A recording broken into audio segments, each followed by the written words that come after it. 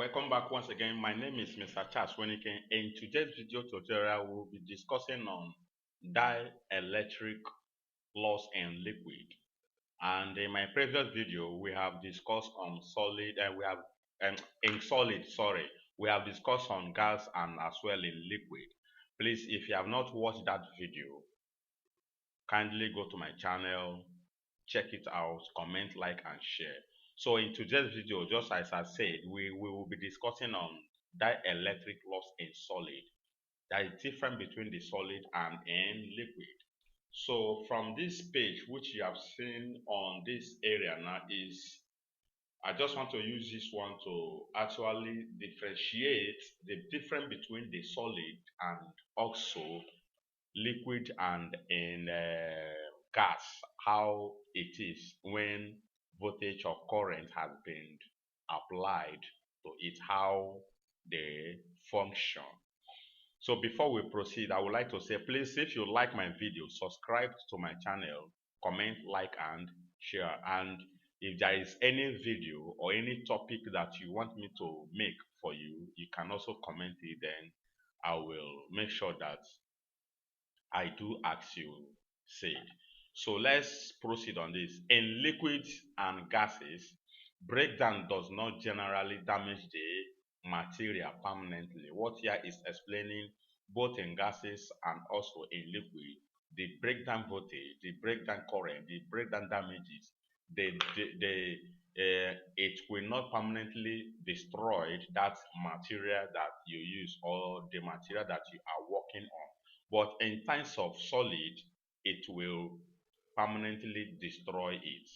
And here, which is here, is in solid, the breakdown process invariably lead to the formation of permanent conducting channel, hence permanent damage. So it's apparently that the difference between the gas, liquid, and solid is in terms of liquid and gas, the breakdown does not damage it permanently. While in times of solid, the damage is permanent. So that is what I really want you all to understand, that in between solid, gas, and liquid, in times of dielectric losses and breakdown, it simply means that in times of the breakdown, they have different functions.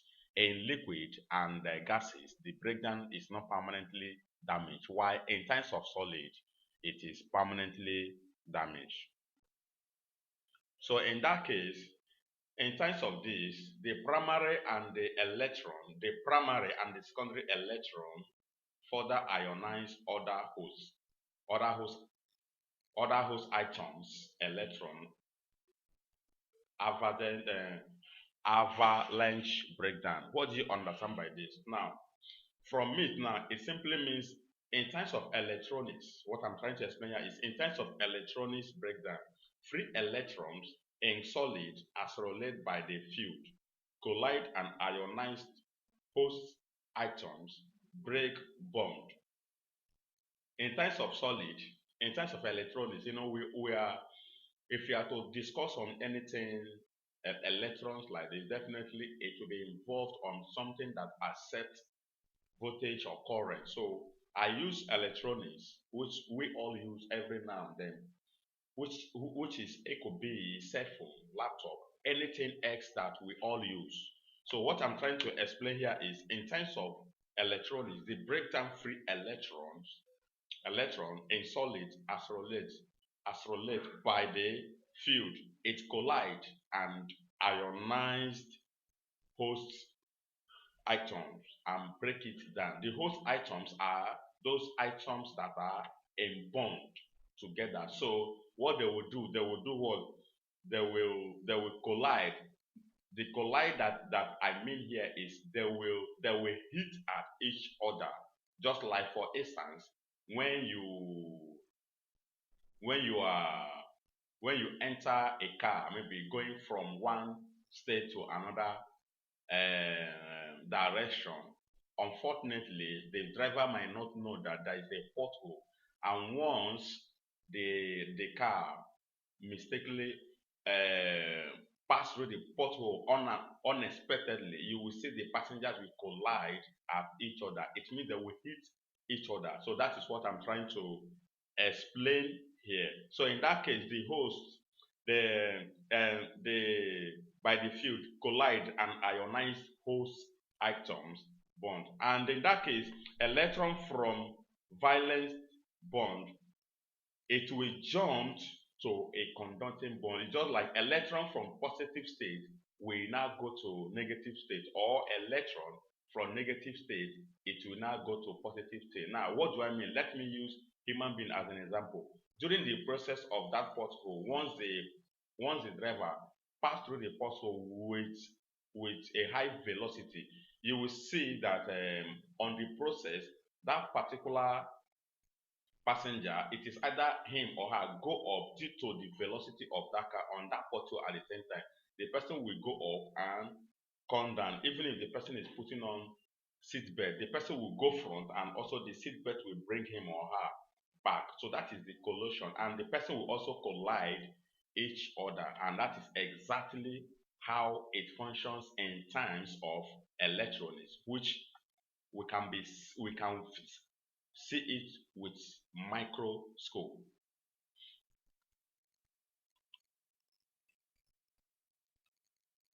So now in this case, these types of breakdown represent the upper limit. It represents the upper limit that is achievable by perfect dielectrics with no defects. With perfect electric with no defect. Now, what I'm trying to explain here is, now in this kind of breakdown electron or current or whatsoever, it simply means that it is represented as the upper limit that is achievable by perfect electric, by perfect dielectric with no defect. There is no defect, or there is no issue on that. It won't have any defect or any issues on that. The only thing in terms of human being, the only thing that the driver will say to the passenger is that, please, I'm sorry, I did not see the pothole, or the passenger will say, please, driver, reduce the velocity of your car. So that is how it is in terms of human. So let's move forward. So now the same thing in terms of thermal breakdown. Thermal breakdown.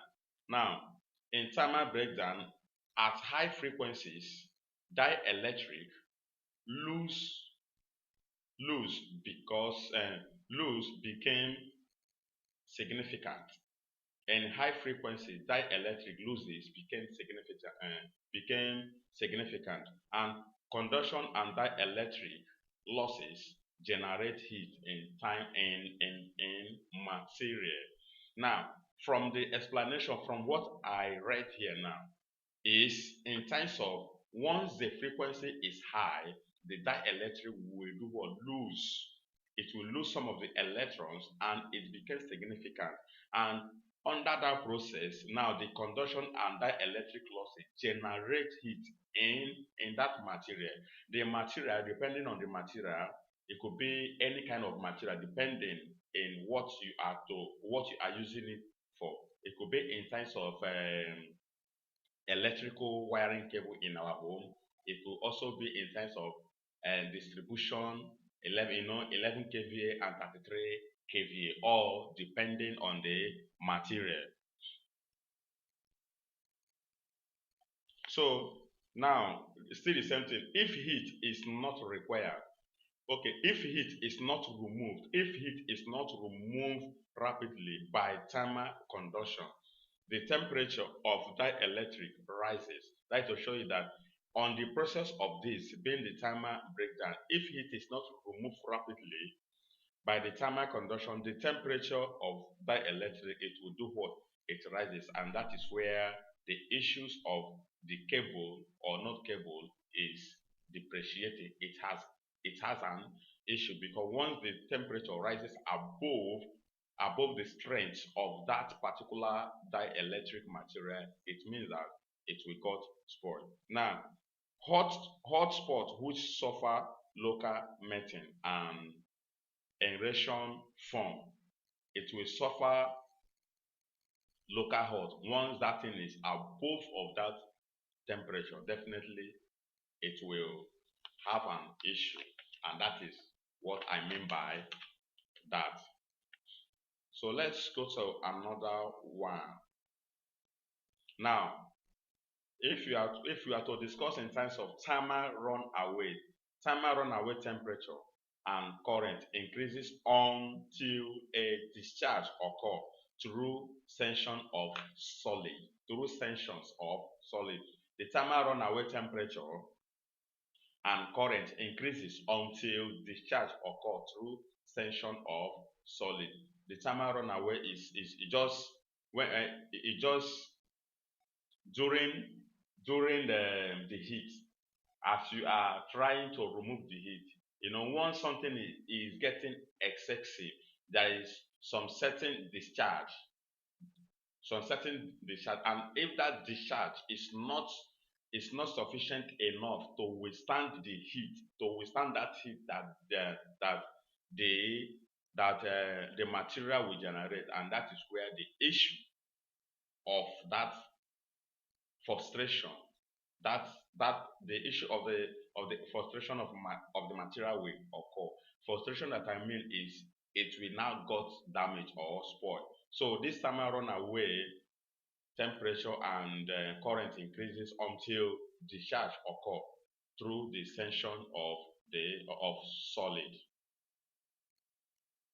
Now we are to discuss on electrochemical breakdown in solid. Electrochemical breakdown in solid.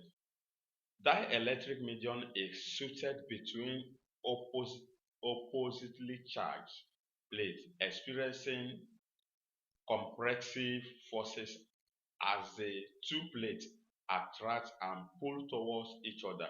In whatever thing that has positive and negative, the two plates will be attracting each other, trying to attract. This one will drag this one will drag this. Definitely, that is to show you that both of them are in opposite direction. So in that case, decrease in dielectric thickness lead to higher field and also more charges on electrode deformation, more charges in electrode deformation. Now, it simply means it will also lead more charges in electrode deformation. In all, what I'm saying here is if there is any decrease in dielectric thickness, it will what leads to higher field and also more charges on electrode deformation. So it simply means that whatever material that you are using, let it be the exact one that will suit or match with what you are using it for, so that it will not cause an issue. So that if the material will last for 3, 4, 5, 6, 7 years, let it last, and that is how the material are supposed to use. So in this case now, it simply means that as long as they have positive and negative, the two parties will be attracting each other seriously. No, here is a different thing altogether, where we are to discuss an internal discharge. Internal discharge, which partial discharges which occur in microstructural void, crack, wells within dielectric, where gas atmospheric has lower dielectric strength, e.g. in porous ceramic. And we all know that this ceramic, we also use it in construction of capacitor, because we have ceramic capacitor and so on and so forth. So in that case now, what I'm trying to explain here is this. In terms of the internal discharge, there are some also issues, and there are when the material is absolutely high in terms of the temperature, definitely the partial discharge which occur in microstructure void, and the crack, the pores within dielectric, where gas being the atmosphere has lower dielectric strength to withstand it. And the example which is here is porous ceramics. Porous ceramics is the example which I told you that we can also use ceramic in manufacturing capacitors or capacitor as well. So in terms of insulating aging, the detro, the detra, deterioration with age of isolation of dielectric. Now, what here is saying that the factors such as a reaction, that is in radiation by ionizing radiation, example is X-ray, temperature, mechanical stress, etc. give rise to insulation aging. Now, from this, we all know what deterioration is all about. Deterioration with age of isolation or dielectric. The deterioration, the factors in which that could affect that deterioration is what? In radiation by ionizing radiation. What are the examples which I use X-ray as an example, and also the temperature in that X-ray, the mechanical distress, the mechanical stress, etc. give rise to isolation aging. And these are the things that whatever thing we are doing, we should also put all these things in place, or in terms of using it based on the specific area or the specific field in which we are to use it.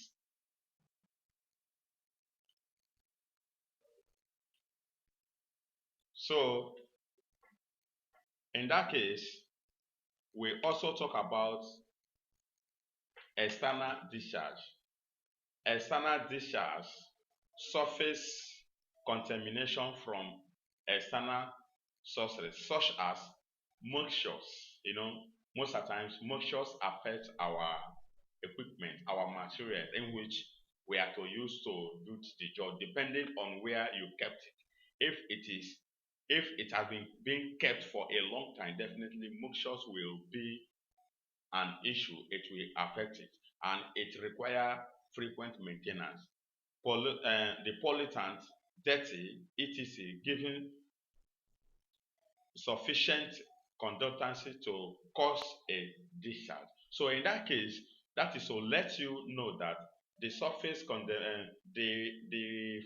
that particular surface contamination from external source such as moisture, pollutants, and dirty, etc. give give give sufficient conductancy to cause a discharge. How does it cause a discharge? If you are using a material that maybe you did not see that in a particular side of it, a moisture has been tampered with this, then tamper with it. So as you are using it, it will, if it is voltage or current that is passing on that particular area of it, it will be leaking.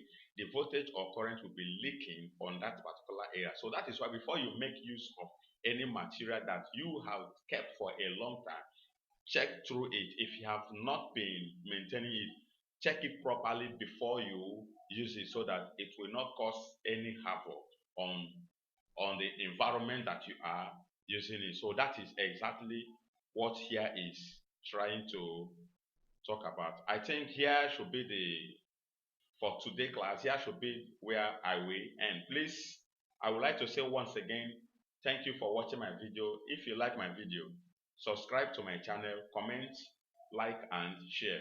Thank you. See you next week.